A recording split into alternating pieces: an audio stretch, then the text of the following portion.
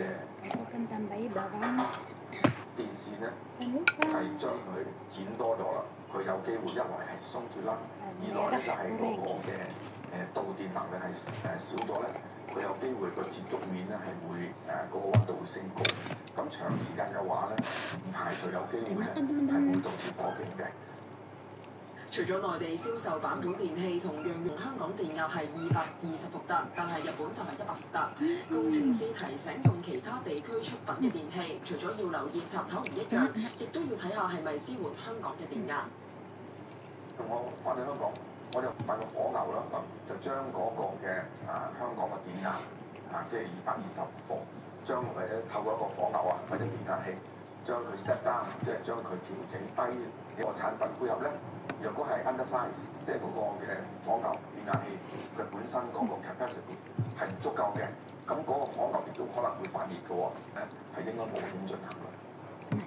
因應越嚟越多人跨境買電器，咁消委會近日提醒選購嘅時候唔好淨係睇價錢，要關注產品嘅電壓、插頭、接線等嘅規格。有來自呢一個用電器啦。 同埋呢一個轉套件，亦都要清晰去標示翻嗰個壓力電流嘅。咁消費者如果係呢一個購買使用或者係安裝不妥嘅話咧，有機會係帶嚟一啲安全嘅風險啦。咁需要負擔翻嗰個賠償責任。佢又話，尤其要留意較耗電嘅電器，因為胡亂使用會有更加高嘅火警風險。長期去改裝嗰個插頭。 咁嘅情況咧就唔理想啦，尤其是一啲高效率嘅電器啦，例如冷氣機啦、熱水器啊等等啦，咁會帶嚟一個過熱啦，短路需要一個註冊嘅電器嘅承辦商咧，先至可以進行個工程嘅。咁如果5萬蚊或者係以罰監禁6個月嘅。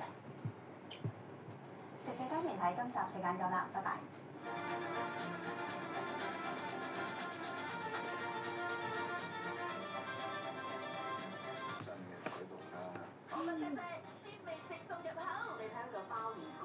深程度啦，海洋嘅鮮味咧衝緊入嚟，星馬咧係主角啦，所有嘢都係襯托佢嘅鮮味，新鮮海膽本身嘅甜味啦，鮮味5重天。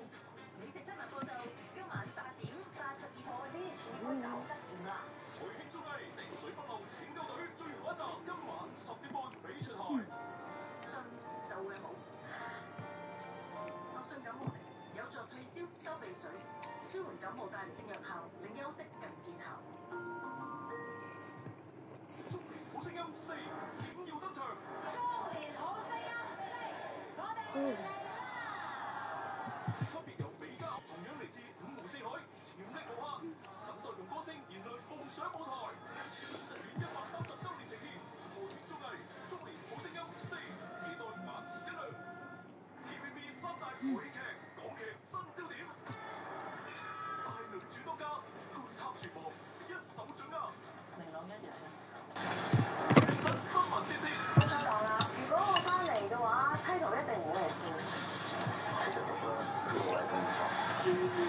華麗結局，氣勢如虹。由神農嘗百草發展到今日，中醫藥點樣與時並進？香港第一間中醫醫院喺年底分階段提供乜嘢服務俾市民？團結香港基金呈現本草流芳。 今日目前新聞台。